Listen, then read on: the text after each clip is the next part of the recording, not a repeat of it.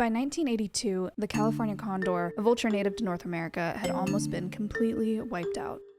I usually say the second time because I want really people to think about 22 animals left of a species anywhere on the planet. That was it. I had a very cool opportunity to work with the San Diego Zoo Wildlife Alliance and visit their safari park, an 1,800-acre facility, and see how the California condor, a very, very important species, was saved from the brink of extinction. Can you introduce yourself and tell us about your role here? Yeah, of course. My name is Marco Wendt, so I am the Wildlife Ambassador, or think of it like the spokesperson for San Diego Zoo Wildlife Alliance. How did your journey into conservation begin?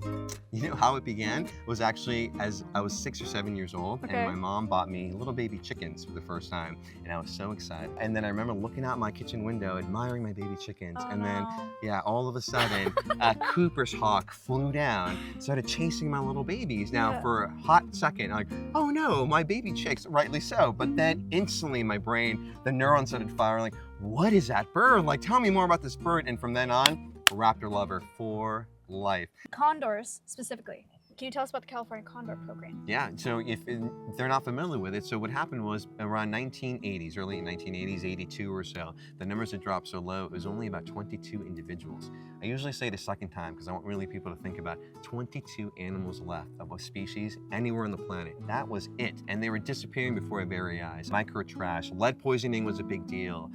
It's no shade towards hunters at all, but oftentimes if a hunter were to use, say, lead bullets as an example, if they possibly take down a large deer, what happens with lead, unfortunately, it shatters into dozens of tiny little fragmentations. So if a hunter were to remove a horn or an antler, as an example, they leave the carcass. A condor, a scavenger doing what they do best, comes in to help take care of that carcass. Regrettably, they ingest the lead and they get lead toxicity, they pass away. So the numbers, again, drop. So not only us, again, it's collaborative work with the Fossil Rim Center, Los Angeles Zoo as an example, partners in Mexico, all of us working together, bringing in the last remaining pairs of California condors to start a recovery program. But I wanted to know more about what the recovery program looked like, so Marco took us there. So we got an amazing wildlife care specialist, Nora, here that's going to tell you all about it, right, Nora? Absolutely. So in here is this kind of command central here. So we have cameras on all of our breeding pairs, and we can see inside all of their nest boxes. And one of our keepers took all of these pictures on the wall here, so she's a really good photographer. Yeah, it really speaks to personality too. I often bring out in the past, I think vultures in general, condors included, are depicted as either evil or unintelligent. I think of like a kid watching The Jungle Book as an example, and it's a misrepresentation of what these animals really are. They're highly social, right, Nora? And we see a lot of that personality. Like I said, you know, the female will only lay one egg at a time, but here to kind of, you know, get more than just one from each female, we'll do something called double clutching. So we pull every egg that is laid to artificial incubation. What we'll normally do is we'll give them a dummy egg to sit on for the incubation period before we give the hatching egg back to them, and then they take it from there. If we want to double clutch the female, we won't give them a dummy egg to sit on. So then in about 30 days or so, she'll recycle and then lay a second egg. So this is roughly the size of a California condor egg. This is kind of like one of our puppets that we use to puppet rear. So we'll interact with them. We can kind of, you know, beak around, we'll put food in for them and encourage them to eat. The condors are pretty funny. They don't need a whole lot of encouragement to eat. As soon as you put that food down, they gobble it up before you can even blink. You want to try acting like a condor right try now? it Let me hold that artificial egg Give for it a go. you. Oh wow, there's something in there. Yeah, there's like a wooden dowel that we kind of use to hold it up, and then you can kind of... That's so cool. All right. That's so cool. While the mother condor is sitting on a dummy egg, this is where the real egg goes. Welcome to our incubation trailer, one of our incubation trailers. So we've got 4 incubators in here, and we've got 3 in our other trailer. I'll take out one of our eggs that was laid just last week, so it's a fresh one.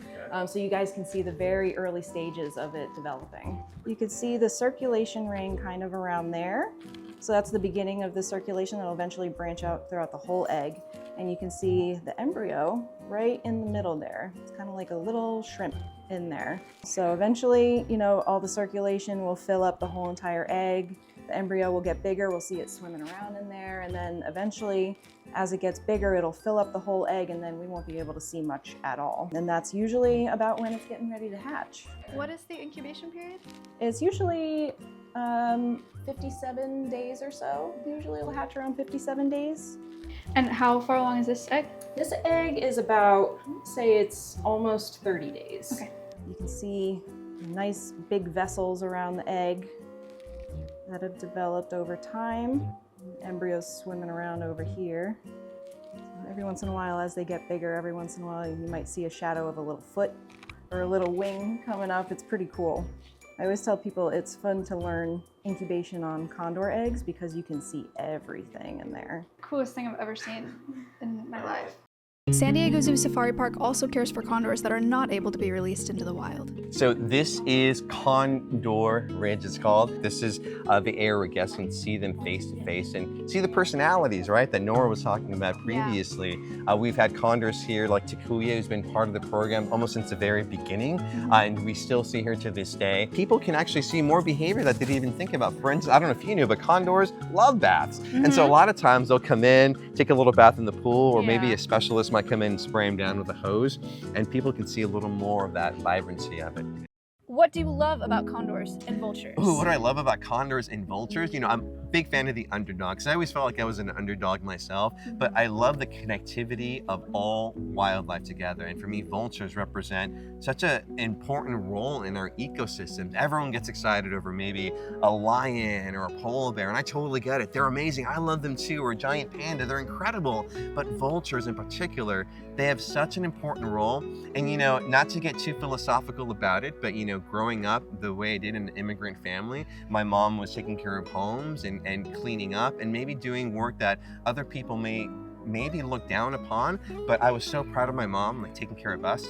And, you know, having this role and such an important role for her family. And condors, you know, it's sort of that same scenario for me, that connectivity of like, it's a role that maybe people misunderstand or don't realize the importance of it. And they, all over the planet, here in the States, in Africa, or in Asia, they're taking care of animals, carcasses that nothing else can do. You and I both know, helping diseases like anthrax, tuberculosis, botulism not spread into areas.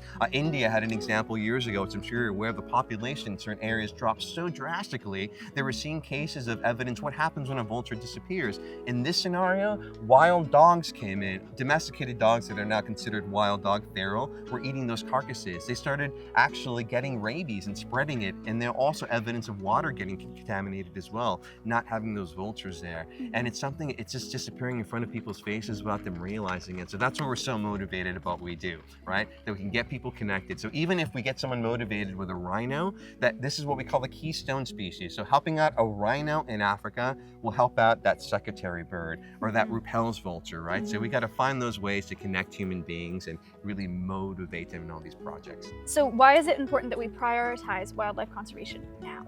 It's one easy answer to that, because it's for everybody. I mean, right now, you know, a lot of things are going on in the world. Some people believe we're in the sixth extinction era happening right now on our planet. Animals are disappearing left and right. Rhinos, ice caps melting, you know, I could go on, but we need to do it now. Things aren't changing unless we apply ourselves and do these changes. And again, the condor was an excellent example of that. Just by unifying people together, we can do so much. And this is what we're trying to offer. What I really want, and when people come visiting, like the people behind us right now, is I want them leaving with like their heart full of hope, that know that they were part of something bigger than themselves, and they are literally part of these projects, right? Maybe they're not handling a condor egg, but they're still helping out in those efforts too. So I just stay passionate. And don't forget, we all need Mother Nature, right? We all need to get connected. So that's probably my main answer to that one. I want to give a huge thank you to San Diego Zoo Wildlife Alliance for allowing me to film this video. It was such an honor. I hope you guys learned something. I hope you came out liking condors more, and I hope you guys can get connected with the zoo and safari park. Go check them out. All of their links are in our description below. Thanks, guys. See you on the next one.